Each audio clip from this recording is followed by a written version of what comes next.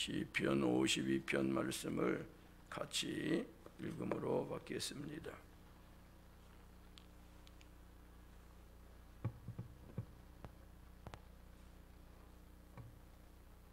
시작. 포악한 자여, 네가 어찌하여 악한 계획을 스스로 자랑하는가? 하나님의 인자심은 항상 있도다. 내 혀가 심한 악을 꾀하여 날카로운 삭도같이 간사를 행하는도다. 내가 선보다 악을 사랑하며 의를 말함보다 거짓을 사랑하는도다. 간사한 혀여, 너는 남을 해치는 모든 말을 좋아하는도다. 그런즉 하나님이 영원히 너를 멸하시며 너를 붙잡아 내 장막에서 뽑아내며 살아있는 땅에서 내 뿌리를 빼시리로다. 의인이 보고 두려워하며 또 그를 비웃어 말하기를 이 사람은 하나님을 자기 힘으로 삼지 아니하고 오직 자기 재물의 풍부함을 의지하며 자기의 악으로 스스로 든든하게 하던 자라 하리로다. 그러나 나는 하나님의 집에 있는 푸른 감람나무 같음이여 하나님의 인자심을 영원히 의지하리로다. 주께서 이를 행하셨으므로 내가 영원히 주께 감사하고 주의 이름이 선하심으로 주의 성도 앞에서 내가 주의 이름을 사모하리이다. 아멘. 오늘 우리가 보게 될 시편 52편에서부터 53편, 54편, 55편까지는 다윗의 교훈시, 그렇게 장르를 말씀드릴 수 있겠습니다. 한번 합시다. 교훈시. 그러므로 52편에서 55편까지는 다른 성경에서도 교훈이 물론 있지만 이 시편에서 교훈을 받으라는 거예요. 한번 합시다. 하나님, 제가 이 아침에 교훈을 받게 하소서. 그리고 이 52편의 배경은 표제에 기록되어 있습니다.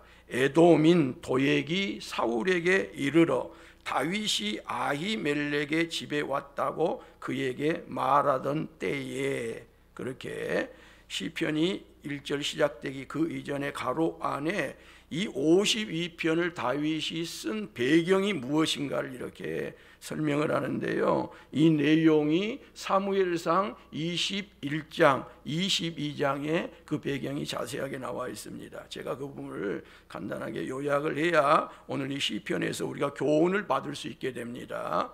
다윗이 사울을 피하여 가는 길에 놉 땅의 제사장 아히멜렉에게로 가요. 사울에게 명령을 받아 홀로 온 것처럼 다윗이 가장을 합니다. 그래서 자신과 함께했던, 자신을 추종했던 친구들은 뒤에다가 물려놓고 혼자 가서 여기 제사장 아히멜렉에게로 가서 제사장님, 제가 지금 허기져 있는데 제게 먹을 것을 좀 주십시오.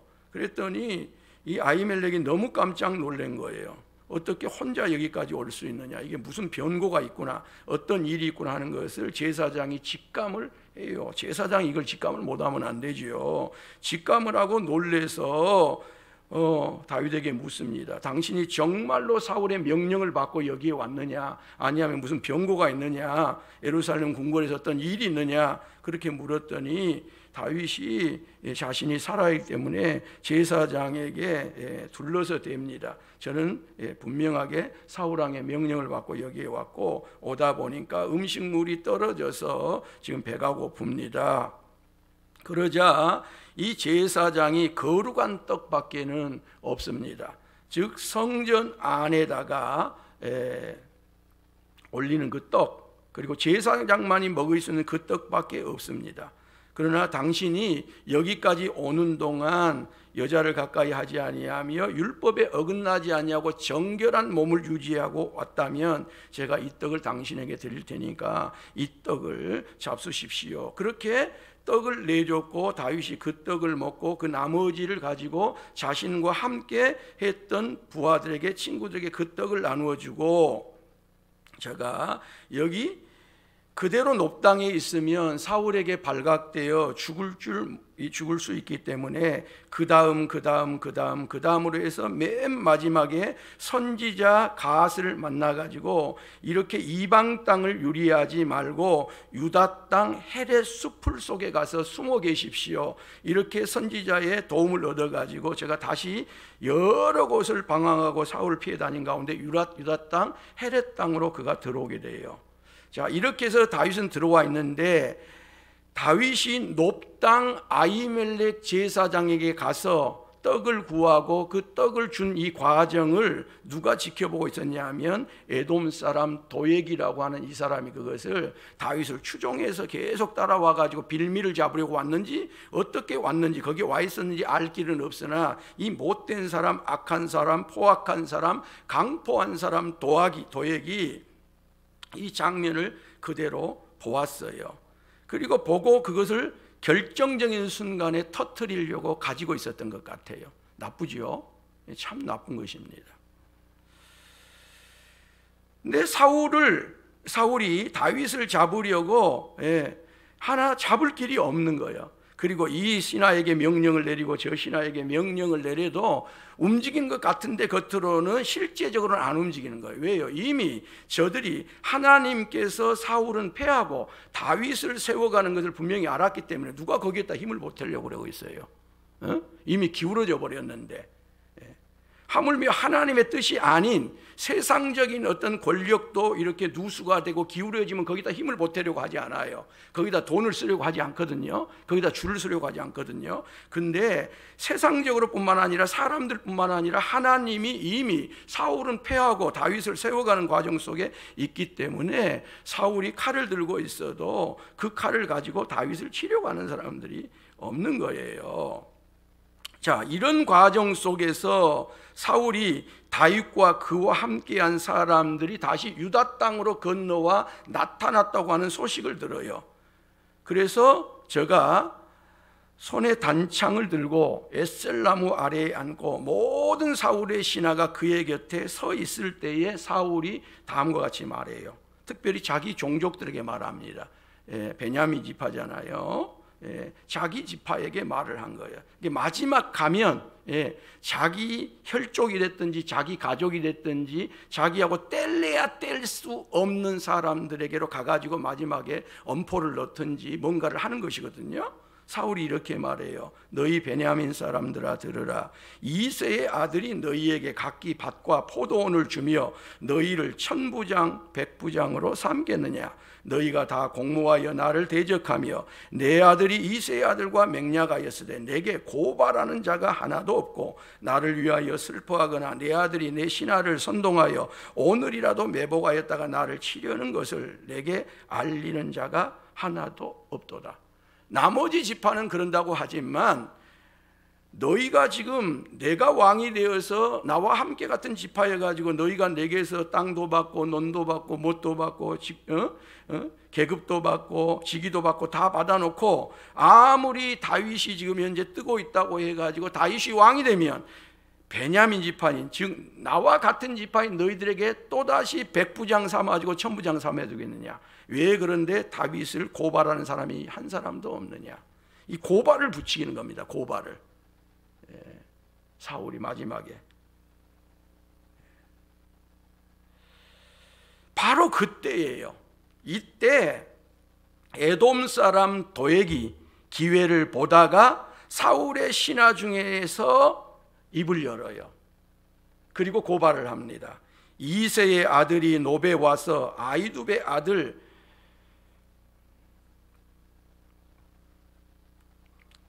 아히멜렉에 이른 것을 내가 보았는데 아히멜렉이 그를 위하여 여호와께 묻고 그에게 음식을 주고 블레셋 사람 골리앗의 칼도 주더이다.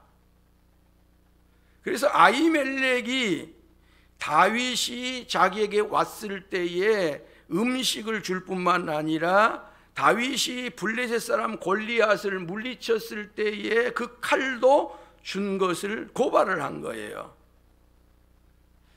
그래서 사울이 제사장 아히멜렉을 불러서 말을 합니다. 네가 어찌하여 이새의 아들과 공모하여 나를 대적하여 그에게 떡과 칼을 주고 그를 위하여 하나님께 물어서 그에게 오늘날이라도 매복하였다가 나를 치게 하려 하였느냐. 떡을 준 것은 사실입니다. 칼을 준 것은 사실입니다. 그런데 오늘이라도 매복하여서 다윗에게 사울을 치도록 한 바가 없어요. 그런데 침소봉대를 하면서 제사장을 불러서 왕이 감히 아무리 왕이라고 제사장에게 이렇게 지금 하고 있는 것입니다. 이때 제사장 아히멜렉이 사울왕에게 분명하게 담대하게 말해요. 왕의 모든 신하 중에 다윗같이 충실한 자가 누구인지요? 그는 왕의 사위도 되고 왕의 호위대장도 되고 왕실에서 존귀한 자가 아니니까 내가 그를 위하여 하나님께 물은 것이 오늘이 처음이니까 결단코 아니니이다. 원하건대 왕은 종과 종의 아비의 온 집에 아무것도 돌리지 마옵소서. 왕의 종은 이 모든 크고 작은 일에 관하여 아는 것이 없나이다. 분명하게 아히멜렉이 정확하게 팩트를 이야기하면서 분명하게 말합니다. 원하건대 왕은 종과 종의 아비의 온 집에 아무것도 돌리지 마옵소서. 하나님으로부터 부름받은 제사장인 우리 아버지 그리고 우리 자식들에게 어떤 해코지도 하지 마옵소서. 어떤 것도 해코지하지 마시고 어떤 것에 대해도 피해가 가지 마옵소서. 그러면 당신은 끝입니다 하는 것을 아히멜렉이 분명하게 말을 합니다. 그런데도 사울은 아히도멜에게 다음과 같이 말합니다. 아히도멜입니다. 아히멜렉입니다. 자, 아히도멜이 아니고 아히멜렉에게 말합니다. 아히멜렉아, 네가 반드시 죽을 것이요 너와 내 아비의 온 집도 그러하리라. 하나님으로부터 세우심을 받아서 이스라엘 백성들에게 하나님을 말씀하고 제사를 중보하는 아히멜렉에게 네가 반드시 죽을 것이라 그래요. 지금 하나님 자리에 제가 올라와 버린 거예요. 네가 죽을 것이라도 아니고 반드시 죽을 것이라고 말해요. 이미 사울이 하나님 되어버린 것입니다. 그리고 사울이 좌우 호위병들에게 빨리 지금 에돔 땅으로 가서 여호와의 제사장들을 죽이라고 명령을 내려요. 그들도 다윗과 협력하였고 또 그들이 다윗이 도망한 것을 알고도 내게 알리지 아니하였음이니라. 하지만 왕의 신하들은 자신들의 손으로 여호와의 제사장들을 죽이기를 꺼려합니다. 이 일을 어느 누구도 하려고 안 해요. 매우 중요한 부분입니다. 이건 너무 당연한 거예요. 너무 당연한 거예요. 왕의 지혜만 명령이 내려졌어요. 그래서 높 땅으로 가서 제사장들을 죽이라고 명령을 내리는데 아무도 죽이려고 안 해요. 즉 자신의 목숨을 차라리 내놓으면 내놨지 왕명을 거역을 해서 자신의 목숨을 내놨지 제사장을 죽이려고 하지 않아요. 그런데 이번에는 사울왕이 고발자인 도액에게 명령을 내려요. 너는 돌아가서 제사장들을 죽이라. 그랬더니 이 에돔 사람 도액이 높 땅으로 가서 제사장들을 쳐서 죽이는데요, 한날에 세마포 에봇을 입은, 지금으로 말하면 예배하고 있고 제사 드리고 있는 그와 같은 현장에 있는 제사장 85명을 쳐 죽인 거예요. 설교하고 있는 목회자를 끌어내리고 이런 희한한 일을 한 것입니다. 갔다가 뭘 갖다 붓고 찢고 이런 일을 한 것입니다. 목사관에 와가지고 뭐 이러고 저러고 이런 일을 한 거예요. 지금 현재 이게 참 무서운 일이 지금 일어나고 있는 것입니다. 그리고 제사장들의 성읍 노베 남녀와 아이들과 젖 먹는 자들과 소와 나귀와 양을 칼로 쳐 죽인 거예요.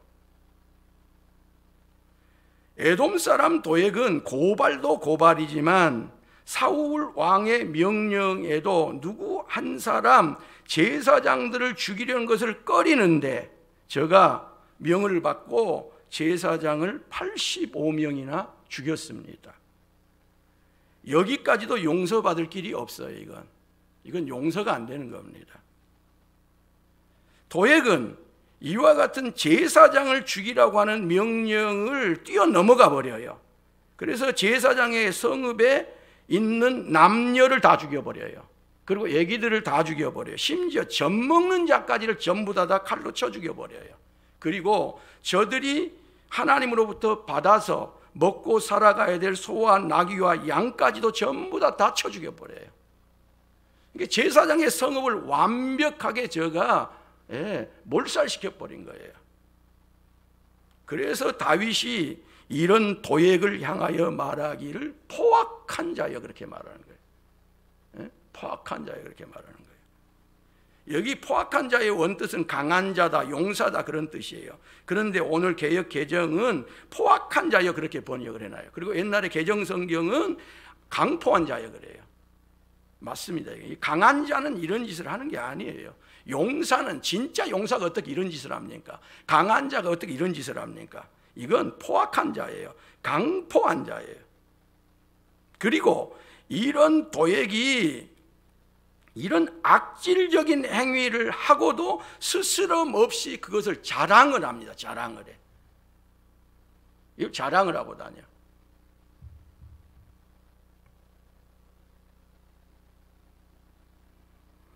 그리고 다윗은 이런 포악함이 도액이 어디서부터 시작되느냐? 혀에서부터 시작된다는 거예요. 이 새치 혀에서부터.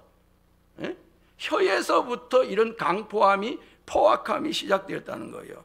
내 혀가 심한 악을 꾀하여 날카로운 삭도같이 간사를 행하는도다. 그 혀가 욕망, 이 욕망을 꾀하고 있는 겁니다. 엄청난 제가 욕정을 꾀하고 있는 거예요.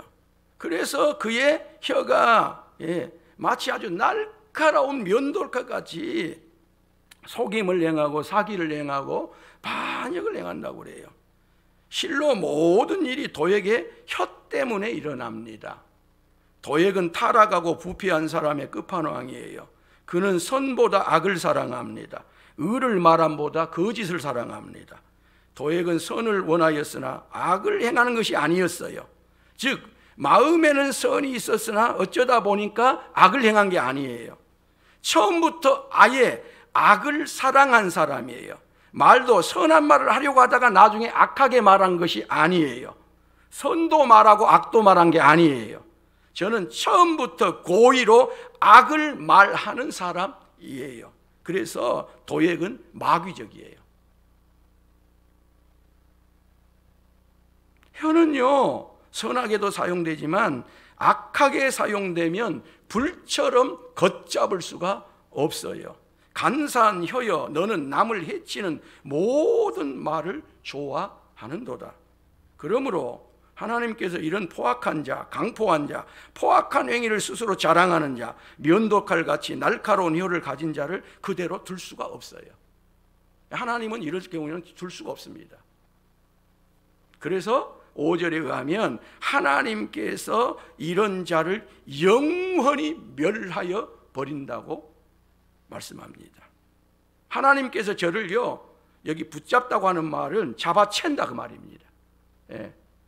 하나님께서 잡아채버려요. 그를 채가지고 그가 사는 장막에서 뽑아버려요. 뽑아버리는데 뿌리채 완전히 뽑아버립니다. 조금이라도 실뿌리라도 남지 않게끔 뽑아버려요. 그의 집에서, 그의 가정에서, 그의 산업에서, 그의 모든 것에서 완벽하게 뽑아버려요. 왜? 조그마한 실뿌리라도 놔두면 거기서 싹이 나가지고 다시 이와 같은 악을, 포악을, 강포를 행하기 때문에 아예 하나님께서 완벽하게 뽑아버립니다. 뿌리채 뽑아버립니다. 그 뿌리 자체를, 그 악의 그 근원 자체를 하나님께서 조금이라도 남겨두지 않고 완벽하게 뽑아버리신다는 것입니다. 반면에 의인은 어쩔까요? 이런 일을 보고 타산지석으로 삼아요. 우리가 중학교 한자 배우고 그럴 때, 한문 배우고 그럴 때 타산지석이란 말을 우리가 배우게 돼요. 타산지석으로 삼아요. 이게 의인입니다. 의인. 이런 일을 보고 자신은 거기에 해당되지 않아요. 그런데 하나님을 두려워해요.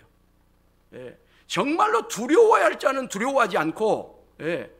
정말 하나님을 두려워하고요, 예. 거룩한 두려움과 떨림으로 신앙생활을 해간 사람들이 더 두려워해요. 더 떨려요. 그러면서 하나님을 경외해요. 하나님을 높여드려요. 그리고 하나님을 더욱 의지해요. 굳건하게 하나님만을 의지해요. 그리고 이제까지 비웃음을 당하였던 이와 같은 하나님을 두려워하고 하나님을 경외하고 하나님을 의지했던 이 믿음의 사람들, 의인들이 이제는 이렇게 영원히 멸망받게 될, 뿌리채 실뿌리 하나도 남기지 아니하고 그 집에서부터 확 뽑아서 하나님께서 처리해버릴 저들을 다음과 같이 비웃을 것이라는 거예요. 이 사람은 하나님을 자기 힘으로 삼지 아니하고 오직 자기 재물의 풍부함을 의지하며 자기 악으로 스스로 든든하게 하던 자라. 그러면서 저들 비웃게 될 거라는 것입니다. 여기 포악한 자의 특징이 세 가지가 나타나요. 첫 번째가 뭐예요? 하나님을 자기 힘으로 삼지 않아요. 하나님을 자기 피난처로 삼지 않아요. 이게 포악한 자의 특징입니다. 두 번째로는 오직 자기의 재물만을 믿어요. 자기의 가진 것만을 믿어요. 세 번째 특징이 뭐예요? 자기의 욕망으로, 자기의 욕정으로, 자기의 욕심으로 자신을 든든하게 하려고 해요. 도액은요 이미 다윗의 목자장이었습니다.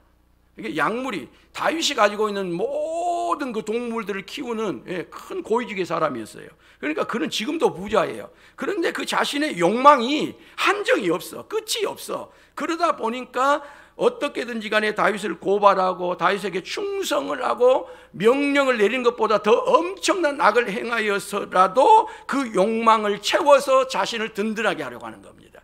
이게 강포한 자, 포악한 자의 특징이에요. 그러나 의인은 어떻습니까? 그럴 수 없어요. 의인은 그럴 수 없습니다. 정말 우리가 믿음의 사람이라면 그럴 수 없어요. 우리가 그리스도인이라면 우리는 그럴 수 없어요.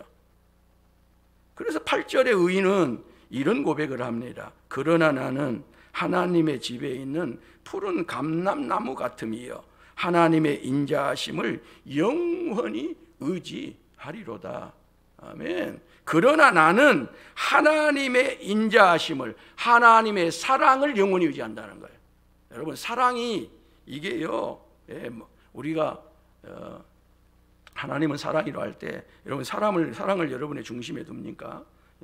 하나님의 사랑, 그렇게 하면 아무런 뭣도 없는 것 같아요. 아무것도 아닌 것 같아요. 뭐 나타나는 것이 하나님의 사랑이 어떻게 나타납니까? 구체적으로 그게 어떻게 드러납니까? 다 하나님의 사랑을 만홀히 여기고요, 하나님의 사랑을 우습게 여기거든요. 왜? 이것 가지고는 사람들이 누가 알아주질 않거든요. 누가 고개도 한번 돌리지 않거든요. 그런데 오늘 의인은 뭐라 그래요? 그러나 나는 하나님의 인자하심을, 하나님의 사랑을 영원히 의지하겠다는 것입니다. 그런데 놀라운 사실은 이렇게 하나님의 사랑을, 하나님의 인자하심을, 하나님의 헤세드를 영원히 의지할 때에 바로 그가 하나님의 집에 있는 푸른 감람나무 같다는 것입니다. 하나님의 성전들에서 사랑을 받으며 영원히 살아있는 감람나무 같다는 겁니다.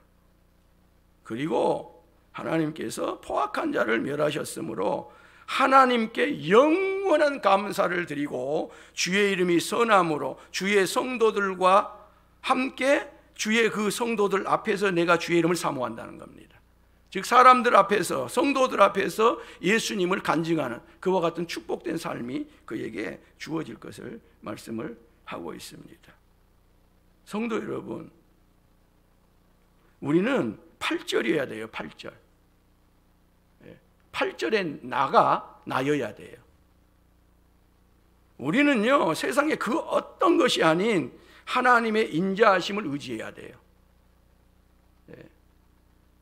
하나님의 사랑을 의지해야 돼요.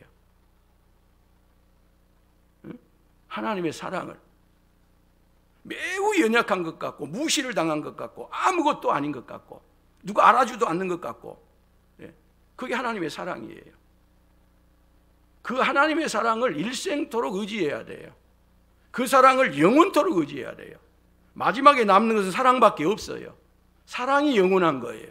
믿음, 소망, 사랑이 항상 있을 것이죠. 그 중에 제일은 사랑이에요. 사랑만 남아요. 그러므로 우리는 하나님의 사랑을 의지하되 그 하나님의 사랑을 영원히 의지해야 돼요. 그러면 그와 같은 자들에게 하나님은 하나님의 집에 있는 푸른 감람나무 같이 해주셔요.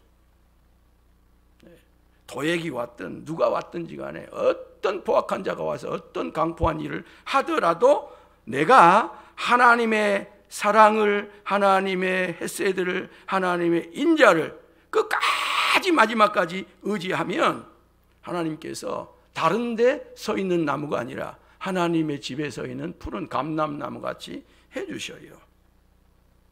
자, 그런 의미에서 8절에 여기 나는이라고 다윗이 고백하고 있는 나는이 여러분이 되시길 바라고요. 이 말씀을 여러분 꼭 가슴에 담으십시오. 가슴에 담으십시오. 자, 8절을 같이 읽습니다. 시작. 그러나 나는, 시작. 그러나 나는 하나님의 집에 있는 푸른 감람나무 같음이여 하나님의 인자하심을 영원히 의지하리로다. 아멘.